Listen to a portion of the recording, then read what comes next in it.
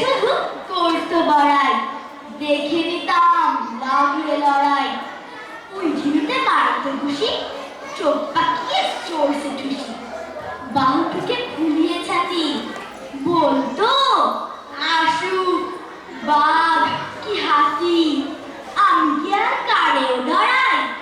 ভাঙতে পারিল হাড় কড়াই, শুনে সবাই কাঁপলো ডরে, খিল লাগিয়ে থামলো।